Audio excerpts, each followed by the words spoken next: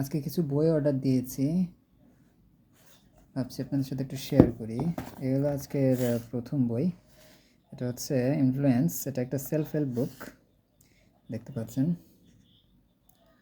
তো বইটা বেশ ভালো, তাই নিলাম। এটা ছিল প্রথম বই, দেখি কেমন হয়। দ্বিতীয় বই যেটা truth all the way down, এটা জন গ্রিনের একটা বই। এটা একটা ফিকশন টাইপের বই, বাট এটার ভিতরে অনেক কিছু আছে যেটা আমাদের লাইফে খুব কাজে লাগতে পারে। দেখেন, এটা জন গ্রিন। এটা একটা বেস্ট সেলার বুক, দেখা যাক কেমন হয়। এটা ছিল দ্বিতীয় বই। তারপরে একটা সেলফ হেল্প বুক, এটাও খুব একটা রিনাউন্ড একটা বই, মাস্টার ইউর ইমোশন। তো এই বইটা প্রত্যেকটা মানুষের থাকা উচিত আমি মনে করি, কারণ মানুষের ইমোশন কন্ট্রোল করাটা খুব ডিফিকাল্ট, এবং সেক্ষেত্রে এই বইগুলো মানুষকে হেল্প করে।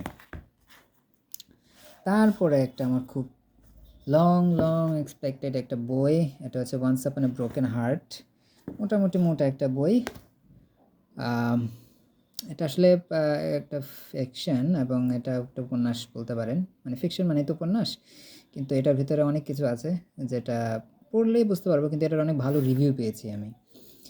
তো বইটাও বেশ ভালো। তারপরে আমার খুব পছন্দের একটা বই, সেটা হচ্ছে 10 cities that lead the world. এখানে 10টা সিটি আছে, the ancient city, then metropolis and modern mega city. এই সবগুলো মিলে এখানে তুরস্কের কাহিনী আছে, ইজিপ্টের কাহিনী আছে, অর্থাৎ সিটিজগুলোর অ্যাক্টিভিটিসগুলো। এটা তেমন মোটা বই না, বাট খুব ভালো একটা বই। এটা ছিল আরেকটা।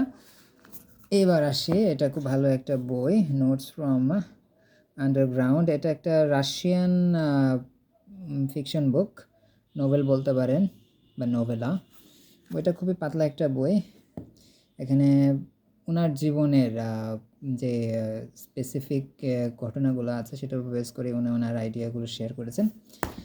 তারপরে আরেকটা বই যেটা খুবই renowned through out the world, সেটা হচ্ছে জেন অস্টিনের প্রাইড অ্যান্ড প্রেজুডিস।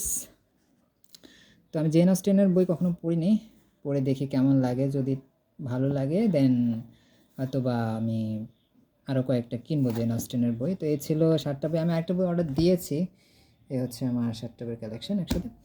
তো আমি আরও একটা বই অর্ডার দিয়েছি, এখন সেটা কালকে ওটাও সেলফ হেল্প বই, কালকে নাগাদ আসতে পারে।